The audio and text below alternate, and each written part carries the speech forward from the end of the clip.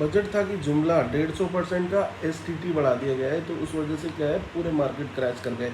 Already US के tariff की मार झेल रहा है जो निवेशक था, उस पर एक और बम गिर गया, वो है टैक्सेस का। उम्मीद कर रहे थे लोग, और मैंने साफ साफ बोला था कुछ नहीं होने वाला है, कोई टैक्स की रियायत नहीं होने वाली है, बट देख लिया ना आपने, एसटीटी पे राइज हो गया 150% का। मतलब 0.03 फ्यूचर्स एंड ऑप्शंस की ट्रेडिंग करता है ना कोई, तो उस पर एक एसटीटी यानी कि सिक्योरिटी ट्रांजैक्शन टैक्स लगता है, जो कि 0.03 पे था। फ्यूचर आप खरीदते हो या ऑप्शंस आप खरीदते हो, तो उस पर पहले 0.03% लगता था, अभी 0.05 यानी कि 150% की वृद्धि हो गई है। अभी एसटीटी के साथ आपको long term capital gain tax भी देना है, short term capital gain tax भी देना है। तो जितने भी निवेशक है वो सोच रहे हैं कि हम इस मार्केट में रहें ही क्यों, हमको और देश मिल रहे हैं जहाँ पर कि निवेश करके हमें बिना टैक्सेशन के माल बन रहा है। और ऊपर से आप देखेंगे कि डॉलर की कीमतें लगातार बढ़ती जा रही है और रुपया गिरता जा रहा है। तो मेरे हिसाब से बजट ने जो है बड़ा ख़तरनाक फेरबदल कर दिया है। और हमारे मार्केट उस दिन से जो मैंने प्रोडिक्शन करी थी पिछली बार की, जब 26,300 पे मार्केट पहुंचा था, मैंने कहा माल बेच दो, माल बेच दो। बिल्कुल मेरे आप ट्वीट देखोगे कितनी बार रिमाइंड, मैंने खुद बेचा, दबा के बेच दिया अपना माल। उस टाइम में मैंने प्रॉफिट्स बुक करे।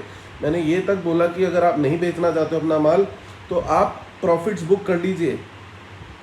मैंने अपने प्रॉफिट्स बुक कर लिए, काफ़ी ज़्यादा मैंने अपना माल भी बेचा, बट वहाँ से मार्केट 23,000 जाने के लिए बिल्कुल तैयार था, उस दिन बोला था, और आज 24,000 की रेंज में आ चुका है। अभी भी ये गिरना रुकेगा नहीं। आज थोड़ी सी बढ़त दिखा रहा था, मैंने बोल दिया था और गिर जाएगा, गिर रहा है। मे भी थोड़ी 40-45 पॉइंट के इर्द गिर्द घूम रहा है, ये बचाने की कोशिश की जा रही है रिलायंस के थ्रू, बट भयंकर गिरावट इसमें चालू रह सकती है। प्लस सोना और चांदी भी इंटरनेशनल मैनिपुलेशन में आ चुका है। चाइना अपनी करेंसी यानी कि युआन को इंटरनेशनल करेंसी बनाने पे तुला हुआ है। वो चाहता है अब डॉलर को बिल्कुल हटाया जाए, पर युआन जो है बिल्कुल गोल्ड से बैक्ड है।